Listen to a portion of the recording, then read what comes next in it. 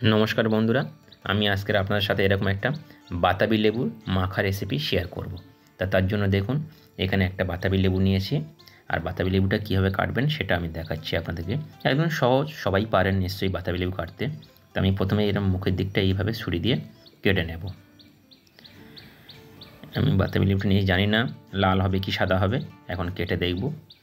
না, মোটামুটি লাল আছে, বেশি লাল নেই, বেশি সাদাও না, বেশি লালও নয়। তো এরকমভাবে আমি সাইডগুলো আগে কেটে নেব। দেখুন এইভাবে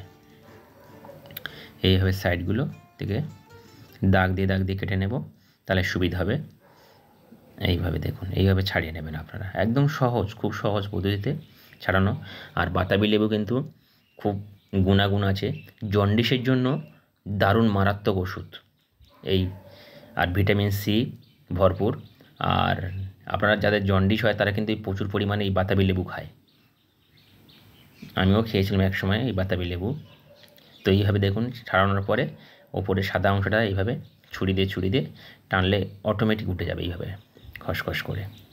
তো এইভাবে আমি লেবুটাকে ছাড়িয়ে নিচ্ছি ভালো করে, ওপরে সাদা অংশটাকে বাদ দিচ্ছি। দেখুন, খুব সহজে আপনারা এইভাবে ছাড়িয়ে নিতে পারেন। তো এইভাবে ছাড়ানোর পরে আমি এটা মাখাবো একদম কম উপকরণ দিয়ে। আর আমার খুব কিন্তু ভালো লাগে এইভাবে, আমি বাতাবি লেবু খুব খাই। দেখুন অলরেডি ছাড়ানো হয়ে গেছে। আর আমি এবার মিডিল দিয়ে কেটে নেব, এইভাবে মিডিল দিয়ে কেটে নেব।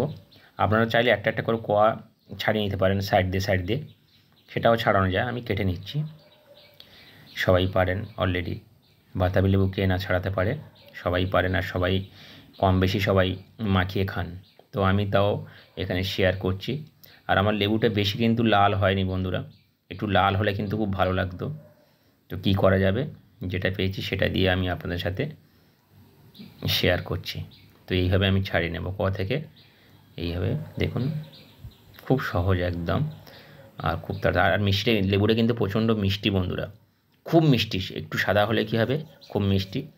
আর এইভাবে সবগুলো আমি ছাড়িয়ে নিচ্ছি। এইভাবে সবগুলো ছাড়িয়ে নিয়ে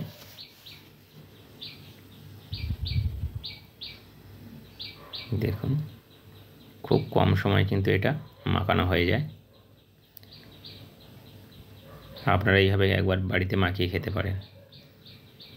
দেখুন এইভাবে উঠেছে। এই সহজ পদ্ধতিতে আপনারা ছাড়িয়ে নেবেন।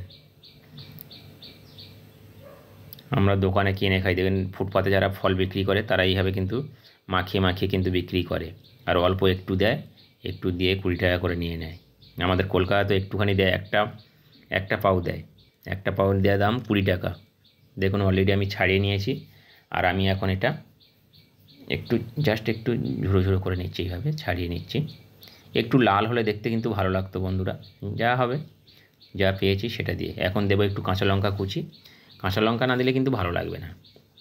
কাঁচা লঙ্কা দেবো, আর দেবো একটু বিট লবণ। এটা বিট লবণ দিয়ে মাখালে কিন্তু খেতে খুব ভালো লাগে। আর আমি কিন্তু এখানে চিনি দেবো না, খুব মিষ্টি লেবুটা। আর একটু দিয়ে দেবো কাসুন্দি, একটু কাসুন্দি দিয়ে দিলাম। কাসুন্দি দিয়ে ভালো করে মাখিয়ে নেব। এইভাবে হাত দিয়ে মাখাতে পারেন। আর আমি এইভাবে একটা ছোটো চামচ দিয়ে এইভাবে মাখিয়ে নিচ্ছি। আপনারা হাত দিয়ে মাখিয়ে নেবেন, কেন, যেহেতু কাঁচা লঙ্কা দিয়ে হাত জ্বালা করবে বলে আমি একটু ওই জন্য চামচ দিয়ে মাখিয়ে নিলাম। তো এইভাবে আপনারা মাখিয়ে খাবেন। কেমন লাগলো আমাকে জানাবেন। তাহলে বাই বাই, টাটা, সবাই ভালো থাকবেন, সুস্থ থাকবেন। আবার নতুন রেসিপি নিয়ে আপনাদের সাথে শেয়ার করব বন্ধুরা।